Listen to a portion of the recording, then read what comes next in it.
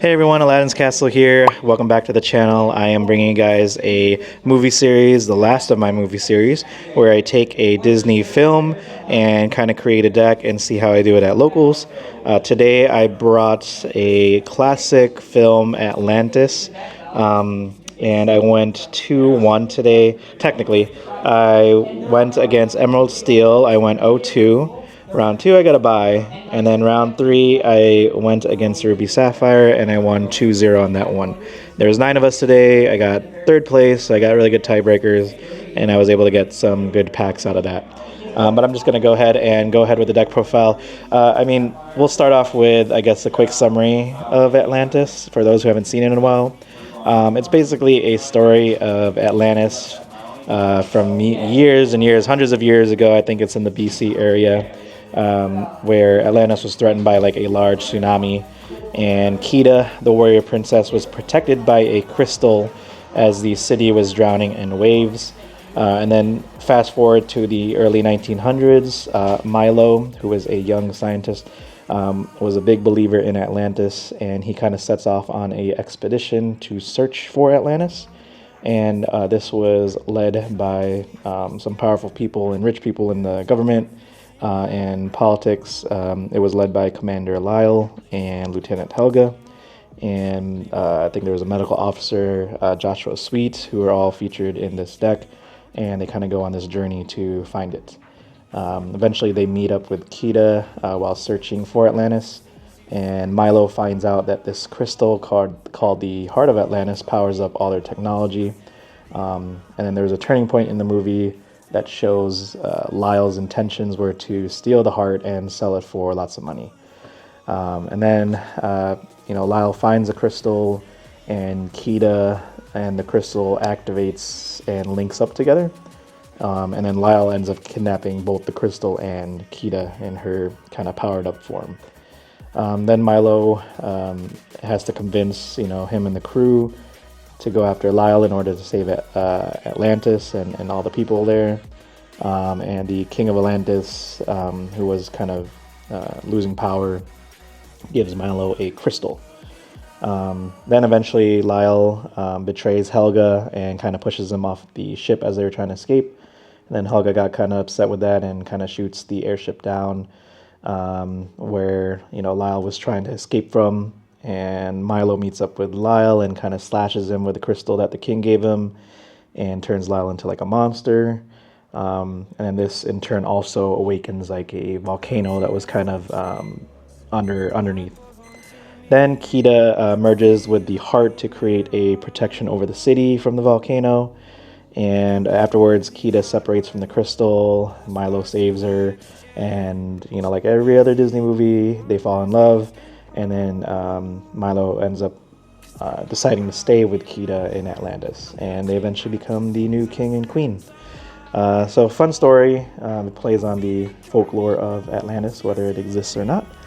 And we are going to go ahead with the deck profile. It is a Emerald Amber deck that focuses on shifting to those powerful characters. So we'll start off with the 1-drops. Obviously, if you guys are new to the series, you can't really make a pure movie theme deck. You got to include some other cards to kind of balance it out, or at least make it competitive. And one of those cards is Curse Merfolk. This card is very powerful in the meta. It's a simple quest for 2. Whenever this character is challenged, each opponent chooses and discards a card. So very game-defining card and really annoying against some people.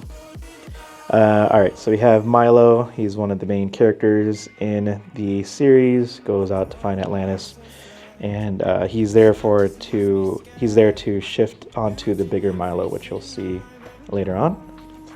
Then I run 3 Kida. She is a princess, which is kind of funny.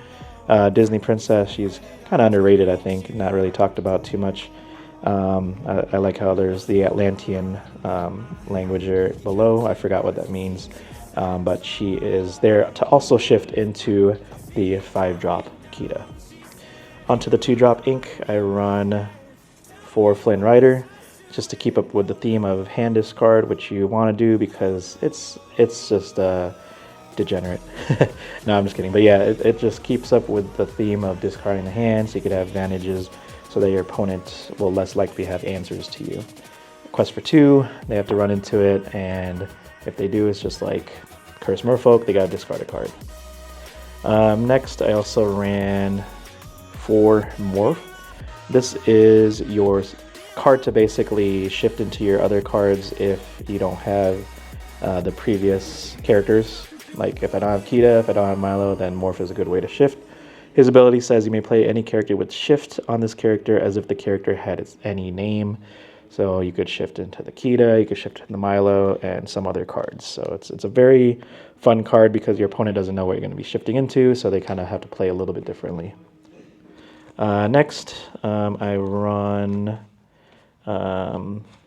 do run 3 Ursulas, I think, in this build. 3 Ursulas gives you a chance to look at your opponent's hand, gets rid of everything, steal song stuff, be prepared, all the goodies. I think I run 3 because I run Bare Necessities also as well.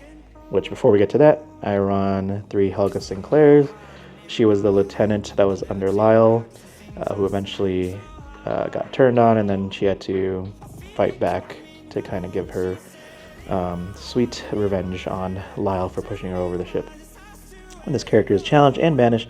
Banished, challenged character, very strong character in that aspect. It's kind of like a Cheshire cat. Can you make me a prince? Speaking on Bare Necessities, I ran 4 Bare Necessities. I got a lot of turn 2 cost players, or turn cost characters, so I could sing with a lot of them. And just being able to get rid of quills, get rid of locations, get rid of be prepareds. It's like the best song in the game in terms of like utility. Onto the 3 cost cards. You have Lyle, Rourke. When you play this character, chosen opposing character gains Reckless during their next turn, so they can't quest and must challenge if able to.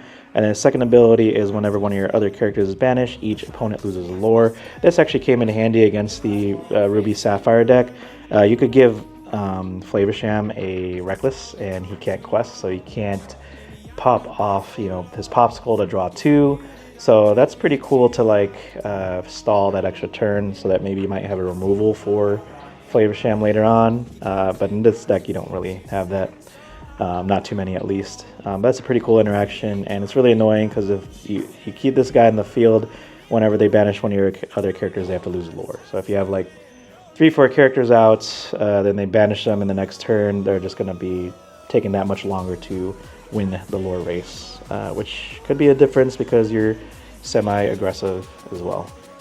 And then the other 3 drops is 3 Cloud Kicker. He's really good too. He gets rid of a lot of the annoying cards. Ursula, Deceiver All is a good target.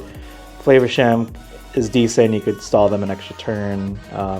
Just a lot of like annoying cards, Singer stuff, just so that it kind of stalls them. And it's really, that's all you need, is that extra turn to kind of buy time to either be aggressive to quest, or you could even sing with Kit too as well, which is not a bad option.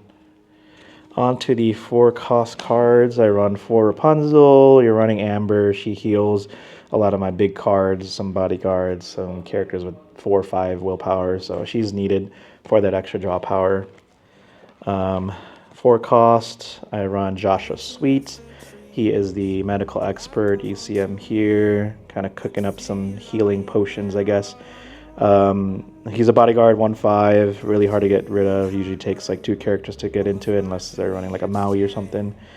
Quest for 2 protects your other characters, so you have stuff like Kida that's also protecting, and then you also have Joshua Sweet, which is also protecting, which is pretty cool. Fits the theme of, healing and protecting your other characters. The other 4 costs, I ran 2 Donald Duck. He's a shift target. You don't always have to shift because you could just pay for it anyways. But this helps you with a little bit of hand advantage. Yes, you're giving your opponent some hand, but at the same time, you're kind of moving forward with your strategy too of being able to drop your shift cards early and just being able to have enough ink to ink your cards for later turns. And he's 5 willpower, so hard to get rid of.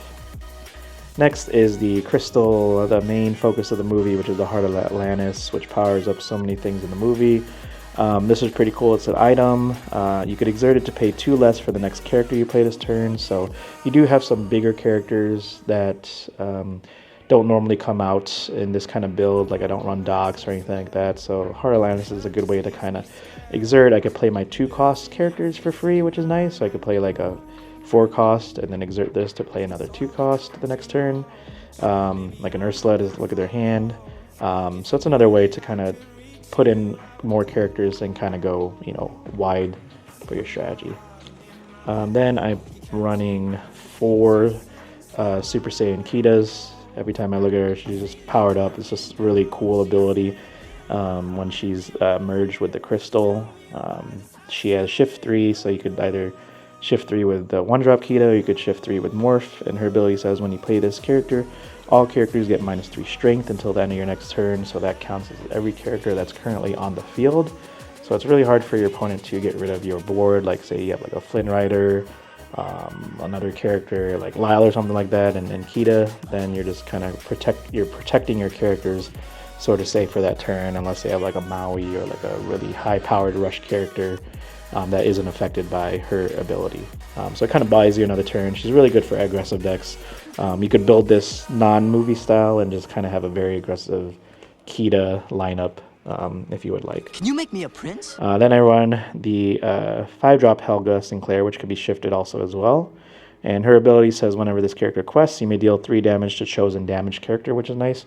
You can kind of run in like your smaller characters to like a big like 7-8 willpower character like Tamato or something, and then quest with this and kind of just give more damage. So it's pretty helpful. 4/4, you know, it dodges like Medusa and stuff, and just being able to bring her out like a turn earlier with shifting is also pretty cool.